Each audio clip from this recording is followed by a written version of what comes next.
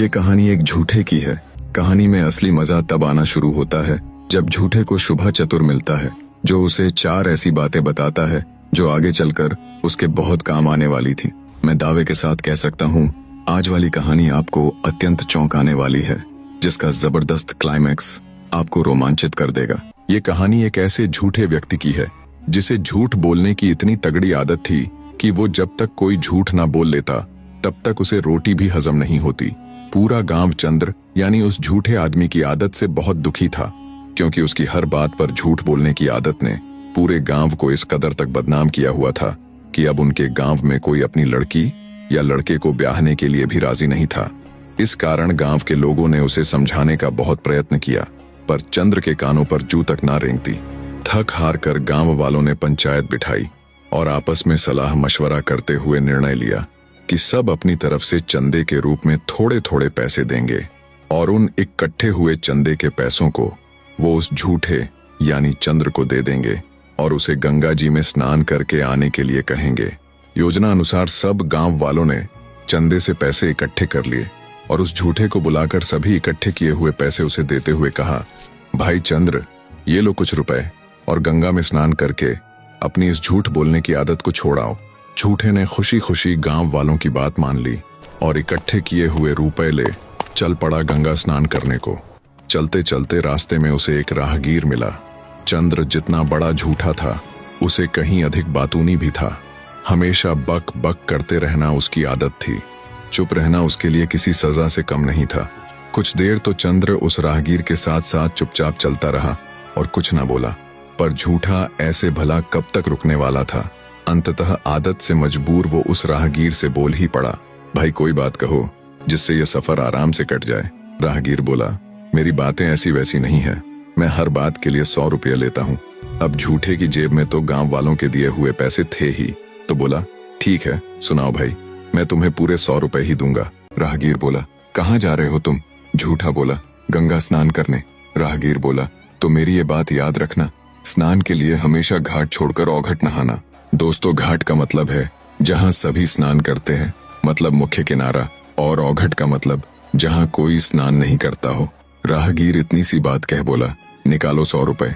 झूठा थोड़ा चिढ़ते हुए बोला, बस इतनी सी बात के 100 रुपए, और उसने 100 रुपए निकालकर उसे दे दिए। थोड़ी दूर चला तो फिर से उसे बात करने की तलब लगी। वो फिर से बोला, भाई कहो ना कोई बात जिससे रास्ता कटे। राहगीर बोला, ठीक है सुनो फिर, झाड़ बिछा के सोइए खाट। दोस्तों, इसका अर्थ है सोने से पहले हमेशा अपने बिस्तर को झाड़ कर सोना। इतनी बात कह राहगीर बोला, निकालो 100 रुपए। झूठा खींचते हुए बोला, बस इतनी सी बात के 100 रुपए, और फिर से उसे 100 रुपए और दे दिए। थोड़ी दूर चलने पर झूठे को फिर से बात करने की तलब लगी, तो उसने अपनी जेब से 200 रुपए निकाल फिर से उस राहगीर को दिए और बोला, लो भाई अब की बार 2 बात सुनाओ। राहगीर बोला, तो सुनो, अपने मन की सच्चाई अपने मन में ही रखना, अर्थात अपने मन की बात किसी के आगे न कहना, फिर चाहे अगला व्यक्ति तुम्हारा कितना ही प्यारा कितना ही खास क्यों ना हो। आगे सज्जन राहगीर बोला, अब आखिरी और चौथी बात, कोई बात नहीं, बल्कि मेरा नाम और पता है। इतना कहते हुए सज्जन राहगीर ने झूठे को अपने नाम और पते वाली वो पर्ची दे दी और बोला, शुभा चातर मेरा नाम है, झगड़ जंजाल मेरा गांव है, कभी कोई मुसीबत पड़े तो याद कर लेना। अब दोनों के रास्ते अलग अलग हो गए। झूठा व्यक्ति अपने राह चल पड़ा और शुभा छात्र अपने रास्ते। झूठा आदमी चलते चलते कुछ दिनों के सफर के बाद गंगा जी पर पहुंच गया। वहां पहुंचकर जैसे ही वो स्नान आदि के लिए अपने कपड़े उतारने को तैयार हुआ, तभी उसे उस सज्जन राहगीर की बात याद आई कि घाट छोड़कर औघट नहाना। सोचा, मैंने सज्जन व्यक्ति को इस बात के लिए पूरे 100 रुपए दिए हैं, तो उसकी बात को आजमाना चाहिए। इसी सोच के साथ वो नदी के किनारे किनारे आगे चल पड़ा। चलते चलते जब ऐसी जगह आ गई जहाँ कोई भी स्नान आदि नहीं करता था, तब वहां पहुंचकर झूठे ने अपने वस्त्र उतारे और नहाने लग गया। जब वो स्नान कर रहा था, तभी नदी में एक लाश तैरती हुई आई। करीब आने पर जब झूठे ने उसे ध्यान से देखा, तो लाश की हथेली में 9 करोड़ का लाल सिला हुआ था। झूठे ने विचार किया कि ये लाल ही इस मृत व्यक्ति की जीवन भर की कमाई रही होगी, इसलिए इसने अपने अंतिम समय में इस लाल को अपनी हथेली में सी लिया होगा। झूठे ने ये कहते हुए उसकी हथेली में सिला हुआ वो लाल उतार लिया कि भाई अब तुम्हारे तो ये किसी काम का है नहीं, पर हाँ, इससे मेरी जिंदगी जरूर बदल जाएगी। उसने लाल को अच्छे से धोकर नदी किनारे रख दिया अच्छे से स्नान आदि के बाद उसने अपने कपड़े पहने और वापस चल दिया। वो अभी कुछ दूर ही चला होगा तभी उसे ध्यान आया कि उस लाल को तो वो वहीं भूल आया है। वो तुरंत वापस मुड़ा और दौड़ते हुए उसी जगह पर गया जहां उसने स्नान किया था। देखा तो उसका लाल ज्यों का त्यों वहीं पर रखा था। खुशी खुशी झूठे ने उसे उठाया और विचार किया कि राहगीर की प्रथम बात तो काम आ गई, और एक बार नहीं बल्कि दो दो बार। अगर मैं मुख्य किनारे को छोड़ आगे जाकर स्नान ना करता तो मुझे ये 9 करोड़ का लाल कैसे मिलता, और अगर मिल भी जाता तो इस भीड़ भाड़ वाले तट पर अब तक कोई ना कोई इसे उठा चुका होता। मन ही मन शुभा छात्र को दुआ देते हुए वो वापस चल पड़ा। चलते चलते उसे रात हो गई तो वो रास्ते में पड़ रहे एक घने जंगल में पेड़ के ऊपर चढ़कर बैठ जाता है। सोचा पेड़ पर जंगली जानवरों से भी सुरक्षा हो जाएगी और उसकी रात भी कट जाएगी। जिस जंगल में झूठा व्यक्ति रुका हुआ था उस जंगल के मध्य एक ठग परिवार रहता था, जिसमें ठग की पत्नी, उसकी एक जवान बेटी और उसका नौजवान बेटा था। जंगल से गुजरने वाले राहगीरों के साथ लूटपाट कर वे अपना जीवन बसर कर रहे थे। ठग की बेटी मायावी शक्तियां जानती थीं, जिनके बूते पर उसने पता लगाया कि जंगल में कोई व्यक्ति आया है और उसके पास 9 करोड़ी लाल है। उसने तुरंत अपने बाप और भाई को इस बात से अवगत करवाया और बोली, तुम किसी तरह उस व्यक्ति को बहला फुसला कर यहाँ ले आओ, आगे का काम वो खुद देख लेगी। बेटी की बात सुन ठग और उसका बेटा तुरंत जंगल में निकल पड़ते हैं। थोड़ी दूर चले तो देखा एक पथिक पेड़ के ऊपर बैठा हुआ है। ठग बोला, कौन हो तुम? झूठा व्यक्ति बोला, हे सज्जन पुरुष, मैं एक राहगीर हूँ जो गंगा स्नान के बाद अपने घर वापस जा रहा था। रात हुई तो पेड़ को सुरक्षित स्थान जान रात बिताने के लिए यहाँ बैठ गया। झूठे की बात सुन ठग बड़ी मीठी वाणी में झूठे से बोला, हे पथिक, हमारा ठिकाना यहाँ से ज्यादा दूर नहीं है। अगर तुम चाहो तो हमारे साथ आ सकते हो। हमारे साथ भोजन आदि करके रात्रि में विश्राम कर लेना और सुबह को अपने घर के लिए निकल जाना। यहाँ तुम्हें जंगली जानवरों का बहुत खतरा है। झूठे को भी ठग की बात उचित लगी। वो तुरंत पेड़ से उतर आया और उनके साथ साथ जंगल के मध्य बने उनके घर की तरफ चल पड़ा। उनकी बात में आकर झूठा उनके साथ उनके निवास स्थल की ओर चल पड़ता है। घर पहुंचकर ठग परिवार ने उसकी बड़ी अच्छी खातिरदारी की और उसे अच्छे से भोजन आदि करवाया। भोजन उपरांत ठग की बेटी उससे बोली, महाशय जी, आपके सोने का इंतजाम मैंने ऊपर वाले कमरे में कर दिया है, अतः निश्चिंत हो आप वहां आराम कीजिए। झूठा व्यक्ति ठग परिवार से बड़ा प्रभावित हुआ। सोचा, आज के समय में कौन किसी अनजान के लिए इतना करता है। जब वो ऊपर बने कमरे में गया तो देखा खाट के ऊपर बिल्कुल साफ सुथरी चद्दर बिछी हुई है। थका हारा झूठा तुरंत खाट की तरफ गया और जैसे ही बैठने को हुआ तभी उसे उस सज्जन राहगीर की दूसरी बात याद आ गई कि झाड़ बिछा के सोइए खाट। झूठे ने सोचा, इतनी साफ सुथरी चद्दर बिछी हुई है, क्यों झाड़ना इसे, इसमें भला क्या दिक्कत हो सकती है। पर फिर सोचा, नहीं नहीं, मैंने इस बात के लिए पूरे 100 रुपये चुकाए हैं, आजमाना तो चाहिए। इसी सोच के साथ आगे बढ़कर जैसे ही उसने खाट के ऊपर बिछी उस चद्दर को तेजी से झड़काया तो उसकी आंखें फटी की फटी रह गईं। दरअसल वो चादर एक कच्चे सूत के ऊपर बिछाई गई थी, जिसके नीचे दहकते लाल अंगारों से भरा हुआ एक कुआं था। ये सब देख झूठे के पैरों नीचे से जमीन खिसक गई। वो माथा पकड़कर वहीं एक कोने में बैठ गया। उसके दिल की धड़कन तेजी के साथ धड़क रही थी। उसने पहली बार मृत्यु को इतने करीब से देखा था। सोचा, साले सबके सब ढोंगी है, इतनी आव भगत, इतना मान सम्मान, सब झूठा था। जिन लोगों को वो धर्मात्मा समझ बैठा था वो तो उस कसाई के समान निकले जो बकरे को हलाल करने से पहले उसे अच्छे से पेट भर चारा खिलाता है।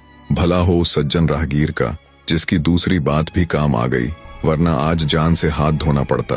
कुछ देर बाद ठग की बेटी ये सोचते हुए ऊपर आई कि अब तक तो पथिक का काम तमाम हो चुका होगा, पर वो जैसे ही कमरे के अंदर आई तो कोने में माथा पकड़कर बैठे पथिक को बिल्कुल सही सलामत देख उसके पैरों नीचे से जमीन खिसक गई। ठग की बेटी को देख झूठा खड़ा हुआ और बोला, बदमाश रांड, क्या मिलता है तुझे भोले भाले निर्दोष लोगों को मारकर। तब ठगिनी बोली, हमारा तो यही काम है, इसी के सहारे मेरा परिवार चलता है। झूठा बोला, अरे दुष्ट स्त्री, ये मत भूल कि तुझे भी एक दिन ऊपर वाले के पास जाना है और अपने किए कर्मों का हिसाब किताब देना है। जिस परिवार के लिए तू उन मासूम राहगीरों की हत्या करती है, एक बार जाकर उनसे पूछ क्या वो भी तेरे इस पाप कृत्य के भागीदार हैं या नहीं। झूठे की बात सुन ठगिनी का हृदय विचलित हो उठा। वो तुरंत भागकर अपने पिता के पास जाती है और उनसे पूछती है, पिताजी, मारे गए पथिकों की हत्या का पाप किसे मिलेगा? आप भी मेरे इस पाप में भागीदार तो होंगे ही। बेटी की बात सुन ठग बोला, नहीं बेटी, पथिकों की हत्या करने वाली तुम हो तो उनका पाप भी बस तुम्हें ही मिलेगा। मैं तेरे इस पाप में भागीदार नहीं हूँ। पिता की बात सुन ठग की बेटी का हृदय और अधिक बैठ जाता है। भारी हृदय के साथ अब की बार वो अपनी माँ के पास जाती है और उनके सामने भी वही सवाल दोहराती है। बेटी की बात सुन उसकी माँ भी पल्ला झाड़ते हुए बोली, बेटी, तुम्हारे किए इस पाप कृत्य में मैं भला क्यों भागीदार होंगी? हमने तुमसे ये थोड़े ही ना कहा है कि तुम पथिकों की हत्या करके अपना परिवार चलाओ। भाई के पास गई तो भाई ने भी वही जवाब दिया। अत्यंत भारी हृदय के साथ ठगनी फिर से मुसाफिर यानी झूठे के पास जाती है और कहती है, मैंने अपने पूरे परिवार से बात की, सबका जवाब एक ही था कि हम तुम्हारे इस पाप में भागीदार नहीं हैं। आगे ठगिनी बोली, हे मुसाफिर, तुमने मेरा भ्रम तोड़ दिया। मैं ये सब कुछ छोड़कर तुम्हारे साथ चलने के लिए तैयार हूँ, क्योंकि तुम मुझे भले मानस जान पड़ते हो। ठगिनी की बात सुन कुछ देर के लिए झूठा गहन सोच में डूब गया। सोचा, अब इस बला को मैं अपने गले क्यों बांधूं? पर फिर विचार किया कि एक बार कैसे भी करके यहाँ से निकला तो जाए, आगे का आगे देखेंगे। झूठा आदमी ठग की बेटी की बात पर अपनी सहमति जता देता है। तब ठगिनी बोली, ठीक है, तो आज आधी रात के समय हम यहाँ से भाग जाएंगे और कहीं शांति से अपना जीवन गुजर बसर करेंगे।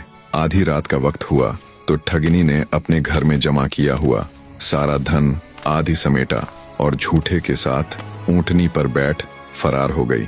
सुबह ठग ने जब अपनी बेटी, मुसाफिर, धन और ऊंटनी को गायब पाया तो उसे सारा माजरा समझने में देर न लगी। वो माथा पीट कर रह जाता है।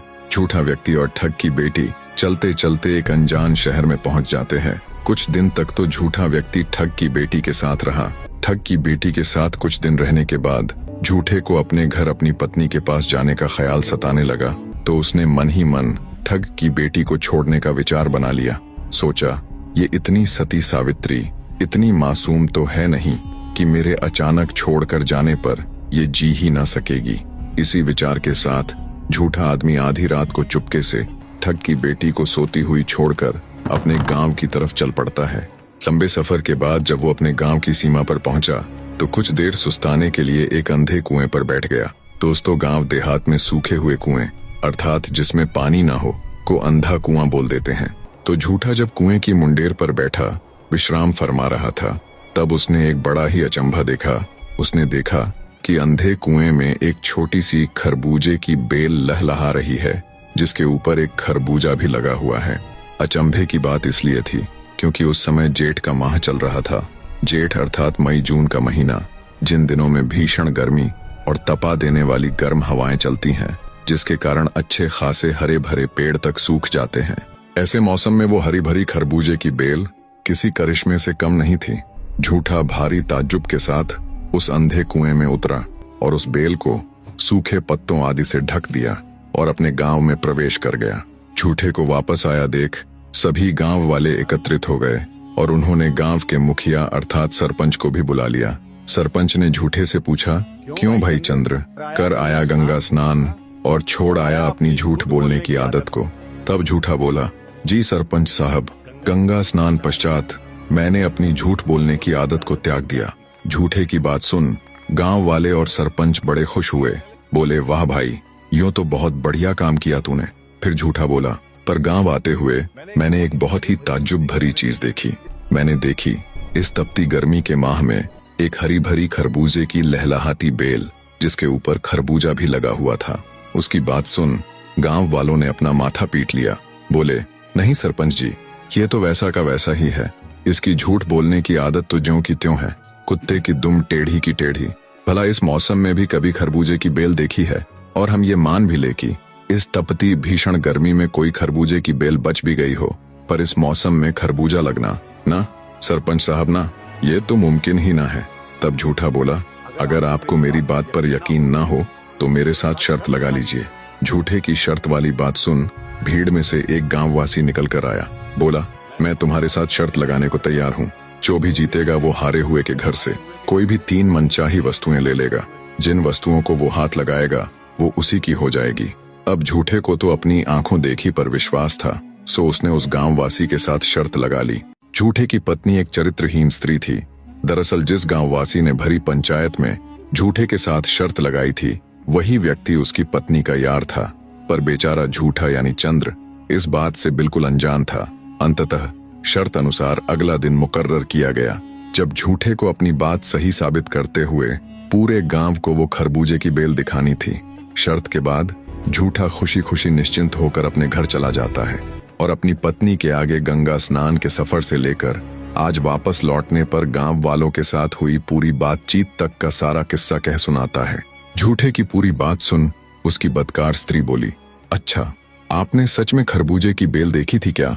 झूठा बोला, और नहीं तो क्या, मैं ऐसे ही 3 वस्तुओं की शर्त लगाकर थोड़े ही ना आया हूँ उसके साथ। कल देखना तुम, पूरे गांव के सामने खरबूजे की बेल दिखाकर मैं ये तो साबित करूंगा ही कि मैं वास्तव में अपनी झूठ बोलने की आदत को त्याग कर आया हूँ, और साथ साथ उस शर्त लगाने वाले के घर से 3 कीमती वस्तुएं भी लेकर आऊंगा।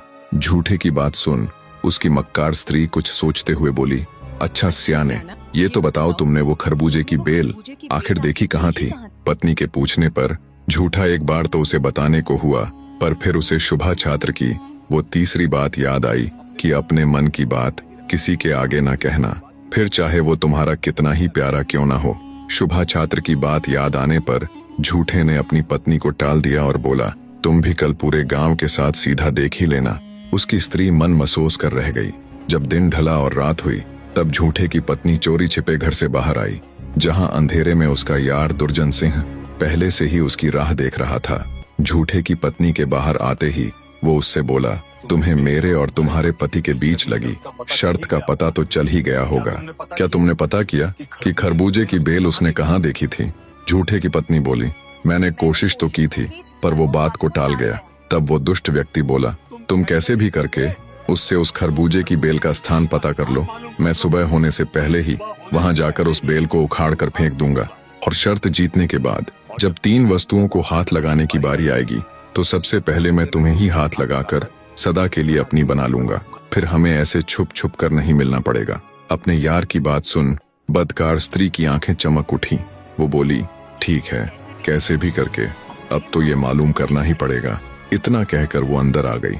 जब रात्रि में सोने का समय हुआ तो वो मक्कार स्त्री अपने पति के पैरों के पास बैठकर उसके पैर दबाने लग जाती है और मीठी मीठी बातें करनी शुरू कर देती है। बातों बातों में वो फिर से अपने पति से बोली, मुझसे ऐसी भी क्या भूल हो गई जी, जो आपको मुझ पर भी एतबार ना रहा। पत्नी की ये मीठी वाणी सुन झूठा बोला, नहीं सियानी, ऐसी तो कोई बात नहीं। तो फिर आपने मुझे बताया क्यों नहीं कि आपने वो खरबूजे की बेल आपने कहाँ देखी थी? हृदय पिंगला देने वाली वाणी सुन। आखिरकार चंद्र अपनी पत्नी की मीठी मीठी बातों में फंस ही जाता है और उसे धीरे से कहता है, सुनो सियानी, गांव के अंदर आने वाले रास्ते पर वो फला फला अंधा कुआं पड़ता है ना, बस उसी के अंदर वो खरबूजे की बेल उगी हुई है।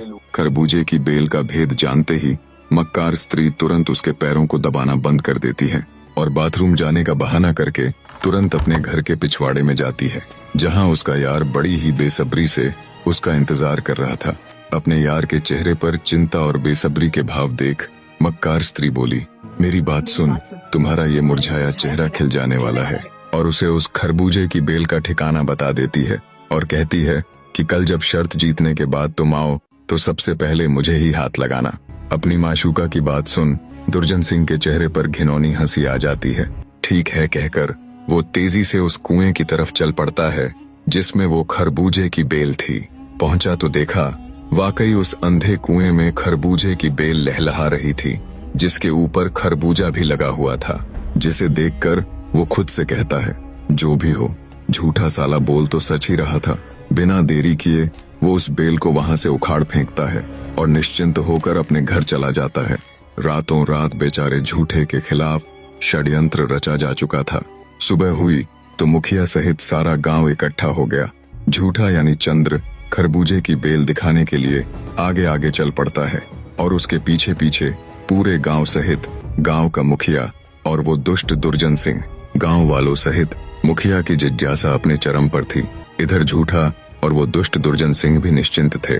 सबसे आगे चल रहा झूठा जब कुएं के निकट पहुंचा तो उसके चेहरे की हवाइयां उड़ गईं। देखा तो खरबूजे की बेल वहां से गायब थी। झूठे के चेहरे के बदले रंग को देख गांव का मुखिया बोला, हाँ भाई चंद्र, कहाँ है तुम्हारी वो खरबूजे की बेल? झूठा हकलाता हुआ बोला, कल रात तक तो इसी कुएं में थी, पर अब गायब है। उसकी बात सुन मुखिया उसे झिड़कते हुए बोला, कल रात को अगर बेल तुमने देखी थी तो क्या रात भर में ही धरती उसे निगल गई या फिर आसमान उसे खा गया? तुम कभी नहीं बदल सकते। हम सभी बेवकूफ थे जो तुम्हारा विश्वास किया। इतने में दुर्जन सिंह आगे आया और बोला, मुखिया जी, अब चूंकि ये शर्त हार चुका है तो इससे कहिए मैं इसके घर की जिन 3 चीजों को हाथ लगाऊं वो मुझे दे दे। पीला पड़ चुका झूठा दुर्जन सिंह की शर्त वाली बात सुन बोला, मैं अपनी शर्त निभाने के लिए तैयार हूँ, पर उसके लिए मुझे आज का समय दीजिए। कल तुम मेरी जिन 3 चीजों को हाथ लगाओगे वो तुम्हारी हो जाएगी। झूठे की बात सुन दुर्जन सिंह बिफर पड़ा और बोला, मुखिया जी, कल तक तो ये अपने घर की कीमती वस्तुओं को छिपा देगा। तब झूठा बोला, नहीं, चाहो तो घर के आगे पहरा लगवा दो, मैं घर से एक सुई भी बाहर नहीं निकालूंगा। झूठे की मिन्नतें करने पर उसे एक दिन का समय दे दिया जाता है। समय मिलने पर झूठा सीधा उस सज्जन राहगीर के शहर की तरफ चल पड़ता है जिसने उसे आखिरी यानी चौथी सीख के तौर पर अपना नाम पता दिया था और मुसीबत पड़ने पर याद करने को कहा था। झूठा मन में उम्मीद लिए कि अब तो बस शुभा छयात्र ही ऐसा व्यक्ति है जो उसे इस मुसीबत से बाहर निकाल सकता है। उसके शहर झगड़ जंजाल की तरफ चल पड़ता है। कुछ घंटों के लंबे सफर के बाद जब झूठा शहर में पहुंचा तो अब उसके सामने एक नई मुसीबत थी कि इतने बड़े शहर में शुभा छात्र को कैसे ढूंढे। वो पूछता पूछता एक गाड़ीवान के पास पहुंचा और शुभा छात्र द्वारा दी हुई वो पर्ची दिखाते हुए बोला, क्या तुम मुझे इस पते पर पहुंचा दोगे? गाड़ीवान बोला, हाँ पहुंचा दूंगा, पर तुम मुझे उसके बदले क्या दोगे? अब झूठा ठहरा गांव का सीधा साधा आदमी जो पहले ही जल्दबाजी में था बोला, मैं तुम्हें राजी यानी खुश कर दूंगा। ये सुन तांगे वाले ने उसे बिठाया और कुछ ही देर में शुभा छात्र के घर के बाहर ले जाकर उतार दिया। झूठे ने उतरते ही गाड़ीवान को कुछ सिक्के दिए, पर गाड़ीवान बिफर गया। बोला, तुमने तो मुझे राजी यानी खुश करने को कहा था। अब झूठे ने सोचा था तांगे वाला ही तो है, 2-4 सिक्कों में खुश हो ही जाएगा। उसने तांगे वाले को पहले 2, फिर 4, फिर 20 और अंत में जितने उसके पास थे सभी सिक्के दे दिए। पर झगड़ जंजाल शहर का वो तांगे वाला अभी भी अपनी बात पर अड़ा हुआ था कि नहीं, मुझे सिक्के नहीं चाहिए, मुझे तो तुम राजी कर दो बस। अंततः बेचारे झूठे ने वो 9 करोड़ का लाल निकाला और गाड़ीवान को देते हुए बोला, अब तो तुम राजी हो ना? तांगे वाले ने वो लाल भी ले लिया और बोला, नहीं, खुश तो मैं अब भी नहीं। घर के बाहर हो रहे इस सारे वाद विवाद और झगड़े की आवाज सुन शुभा छात्र बाहर निकल आया। देखा तो उसे मिलने वाला राहगीर और शहर का एक तांगे वाला आपस में झगड़ रहे हैं। उसने झूठे यानी चंद्र को तुरंत पहचान लिया और बोला, क्यों भाई, क्या हुआ? तब झूठा बोला, हे सज्जन पुरुष, मैं एक बड़ी ही मुसीबत में फंस गया था तो आपसे मिलने चला आया। शहर पहुंचकर आपके पते को खोजते खोजते मुझे ये तांगे वाला मिला। इसने मुझसे कहा कि ये मुझे आपके घर पहुंचा देगा, पर बदले में मैं इसे क्या दूंगा? तो मैंने सोचा तांगे वाला ही तो है, 2-4 सिक्कों में खुश हो जाएगा और जल्दबाजी में इसे ये बोल दिया कि मैं तुम्हें राजी कर दूंगा। मैंने इसे अपने सारे सिक्के और यहाँ तक कि 9 करोड़ का लाल भी दे दिया, पर यह है कि एक ही बात की रट लगाए हुए है कि तुमने मुझे राजी करने को बोला था, मुझे राजी करो। पूरा मसला जान शुभा चतुर कुछ सोचते हुए बड़े ही संयम के साथ उस तांगे वाले से कहता है, तुम्हारा राजी इस पर उद्धार रहा, तब तक तुम इसके दिए पैसे और लाल को अपने पास रखो। शुभा चतुर की बात सुन तांगे वाला वहां से चला जाता है। उसके जाने के बाद शुभा चतुर झूठे से कहता है, यार तुम्हें सोच समझकर बोलना चाहिए था, ये कोई आम नहीं बल्कि झगड़ जंजाल शहर है, यहाँ एक से बढ़कर एक ठग रहते हैं। चलो कोई बात नहीं, इसका भी इलाज करेंगे। इतना कहकर शुभा चतुर झूठे को घर के अंदर ले जाता है और उसे अच्छे से भोजन आदि करवाता है। भोजन उपरांत शुभा चतुर बोला, अब बताओ भाई, ऐसी क्या मुसीबत आन पड़ी? तब झूठा उसके सामने अपना दुखड़ा सुनाना प्रारंभ करता है और गांव जाते समय देखी उस खरबूजे की बेल से लेकर गांव वाले के साथ शर्त हारने तक का पूरा किस्सा कह सुनाता है। पूरी बात सुन शुभा चतुर बोला, क्या तुमने खरबूजे की बेल देखने वाली बात का जिक्र किसी और के आगे भी किया था? झूठा कुछ देर सोचकर बोला, हाँ यार, मुझसे बड़ी भूल हुई। तुम्हारी हिदायत के बाद भी मैंने अपने मन की बात अपनी लुगाई के आगे बता दी। शुभा चतुर बोला, भाई चंद्र, तुम्हारी लुगाई नरभाग है। तुम्हारे साथ शर्त लगाने वाले उस दुर्जन सिंह के साथ मिलकर वो तुमसे धोखा कर रही है। शुभा चतुर की बात सुन झूठे का कलेजा बैठ गया। बोला, यार मुझे भी शक तो था कुल्टा पर, अब कैसे इस मुसीबत से बाहर निकला जाए। शुभा चतुर बोला, तुम्हारे पास सबसे कीमती वस्तुएं क्या क्या है? झूठा कुछ सोचते हुए बोला, मेरे पास एक तगड़ा घोड़ा है और एक अच्छी नस्ल की भैंस। शुभा चतुर बोला, तो सुन मेरी बात ध्यान से। अपने घोड़े और भैंस को एक कमरे के अंदर बांधकर उसे ताला लगा देना और अपनी लुगाई को पूरे गहने आदि पहनाकर छत पर बिठाकर सीढ़ी लगा देना। तुम्हारी शर्त अनुसार 3 चीजों को हाथ लगाने की बात है। तो वो जब घोड़े और भैंस के लिए चलेगा तो पहले किवाड़, फिर उसकी कुंडी, फिर ताला और चाबी, इनको तो हाथ लगाएगा ही। ऐसे ही जब वो तुम्हारी लुगाई को हाथ लगाने के लिए सीढ़ी चढ़ेगा तो सीढ़ी के डंडे को तो छुएगा ही। इतनी बात कहकर शुभा चतुर झूठे की तरफ हल्की सी मुस्कान के साथ देखता है। झूठा अपने मित्र की बात को समझ चुका था। पूरी योजना समझ उसके चेहरे पर सुकून के भाव आ जाते हैं। रात हुई तो शुभा चतुर बोला, चलो अब उस तांगे वाले को राजी करके आते हैं। शुभा चतुर और झूठा उस बदमाश तांगे वाले को सबक सिखाने के लिए उनके घर की तरफ चल पड़ते हैं। झूठा चुपचाप शुभा चतुर के साथ साथ हो लेता है। तांगे वाले के घर के सामने पहुंचकर शुभा चतुर ने भारी सा काठ का लट्ठ यानी डंडा उठाया और तेजी से उसे तांगे वाले के दरवाजे पर मारते हुए दहाड़ कर बोला, बादशाह के यहाँ लड़का पैदा हुआ है, बोल राजी या नाराज। तांगे वाले ने जब ये शब्द सुने तो वो मुश्किल में पड़ जाता है। अब उसकी इतनी हिम्मत कहाँ कि बादशाह के लड़का होने पर वो नाराज बोले। हकलाते हुए कहता है, राजी। शुभा चतुर फिर से लठ मारते हुए वही शब्द दोहराता है, बादशाह के यहाँ लड़का पैदा हुआ है, बोल राजी या नाराज। तांगे वाला फिर से बोला, राजी भाई, खूब राजी। ऐसे करके शुभा चतुर 3 बार लठ मारते हुए उसे 3 बार राजी बुलवा लेता है। फिर तांगे वाले से कहता है, एक राजी को तुम अपने पास रखो, दूसरी के बदले जो सिक्के और 9 करोड़ी लाल तुमने लिया है उसके साथ साथ अपने पास जमा सिक्के भी इसे दे दो, और तीसरी राजी तुम्हारे ऊपर उधार रही, जब मन करेगा तब आकर ले लूंगा। इस तरह शुभा चतुर ने सूद के साथ झूठे को उसका सारा धन वापस दिलवाते हुए तांगे वाले को उसी के भुने जाल में फंसा दिया। झूठा बार बार शुभा चतुर की बुद्धि की दाद देता हुआ खुशी खुशी उससे विदाई लेकर तेजी के साथ अपने गांव की तरफ चल पड़ता है। सुबह होते होते लंबे सफर के बाद झूठा अपने गांव पहुंच जाता है। जैसा उसके यार शुभा चतुर ने उससे कहा था उसने वैसा ही किया। अपनी लुगाई को पूरी तरह गहनों में लाद कर छत पर बिठाकर सीढ़ी लगा दी और घोड़े और भैंस को कमरे के अंदर बंद कर कमरे को ताला जड़ दिया। समय हुआ तो दुर्जन सिंह गांव के मुखिया और अन्य पंचायती लोगों को साथ ले झूठे के घर पहुंच गया। अपने यार को आया देख छत पर झूठे की मक्कार स्त्री खड़ी होकर अपनी छाती पीटने लग जाती है कि सबसे पहले मुझे हाथ लगा। झूठे ने जब अपनी मक्कार लुगाई के चलत्तर देखे तो मन ही मन खुद से बोला, रुक जा मेरी सासू की, तुझे तो आज ऐसा सबक सिखाऊंगा कि तू जीवन भर याद रखेगी। पर उससे पहले एक बार तेरे यार से निपट लूं। दुर्जन सिंह ने भी जब छत पर गहनों में लदी झूठे की पत्नी को खुद को हाथ लगाने का इशारा करते हुए देखा तो उसने सोचा, सबसे पहले गहनों से लदी इस नार को ही हाथ लगाता हूँ। ऐसा विचार कर वो छत पर लगी सीढ़ी की तरफ चल पड़ता है। झूठा चुपचाप उसे देखता रहा। उसने ऊपर जाने के लिए जैसे ही सीढ़ी के पहले डंडे को छुआ, झूठा चुप रहा। दूसरे को छुआ, झूठा चुप रहा। तीसरे को छुआ, तब भी झूठा चुपचाप बस देखता रहा। पर जैसे ही दुष्ट दुर्जन सिंह ने सीढ़ी के चौथे डंडे की तरफ हाथ बढ़ाया, झूठा बोल पड़ा, रुक जा रे दुर्जन, हमारी शर्त 3 चीजों को हाथ लगाने की हुई थी। तूने मेरी सीढ़ी के जिन 3 डंडों को छुआ है वो मैं निकाल कर तुझे दे दूंगा, पर अगर तूने चौथे डंडे को हाथ भी लगाया तो तेरे हाथ फिर किसी चीज को छूने लायक नहीं बचेंगे।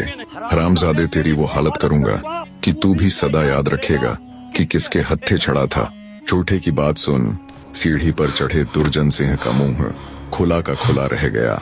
मारे डर के वो चुपचाप नीचे उतर आया और मौजूद मुखिया और पंचों से हकलाते हुए बोला, ये क्या बात हुई भला?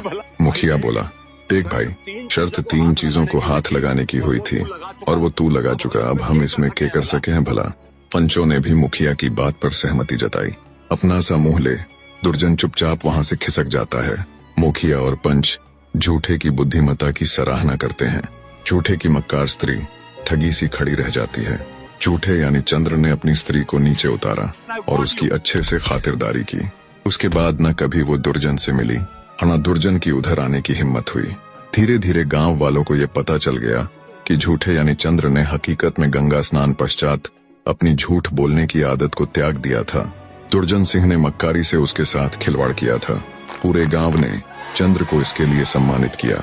इस तरह चंद्र ने अपनी झूठ बोलने की आदत को छोड़ने के साथ साथ अपनी मक्कार स्त्री को भी सुधारते हुए सही लाइन पर ला दिया और सम्मान के साथ अपना जीवन व्यतीत किया। निष्कर्ष, चंद्र का गंगा स्नान करना एक बाहरी कर्म था, परंतु उसकी जिंदगी असली मोड़ तब लेती है जब वह शुभाचात्र द्वारा दिए गए जीवन रक्षक ज्ञान को अपनाता है और उस पर अमल करता है। यह ज्ञान ही उसे जीवन, मृत्यु, धन और विपत्ति के संकटों से सुरक्षित निकालता है। कहानी सिखाती है कि अच्छाई की जीत केवल नीयत से नहीं बल्कि व्यावहारिक बुद्धिमत्ता और दृढ़ता से होती है। चंद्र अंत तक अपने विवेक और शुभाचात्र के मार्गदर्शन का उपयोग करके न केवल अपनी आदत सुधारता है बल्कि ठगिनी को पाप के पथ से हटाता है और अपने घर और सम्मान की रक्षा करता है। अंततः सत्संगति और प्राप्त ज्ञान को जीवन में उतारना ही सबसे बड़ी आध्यात्मिक साधना है, जो व्यक्ति को केवल पवित्र ही नहीं बल्कि जीवन की चुनौतियों में विजयी भी बनाती है। कहानी का सबसे सुंदर पहलू यह है कि चंद्र ने न केवल अपनी झूठ बोलने की आदत छोड़ी बल्कि दूसरों को भी सही मार्ग दिखाया, चाहे वह ठगिनी हो या उसकी अपनी पत्नी। यही सच्चा आध्यात्मिक विकास है। अंततः अपने विवेक को हमेशा जागृत रखें, क्योंकि यही आपका सबसे बड़ा रक्षक है। अंत तक बने रहने के लिए आप सबका आभार। जल्दी ही फिर मिलेंगे एक नई कहानी के साथ। तब तक चैनल को सब्सक्राइब करते हुए कहानी के ऊपर अपनी अति मूल्यवान प्रतिक्रिया देना ना भूले मेरे प्रिय दर्शकों।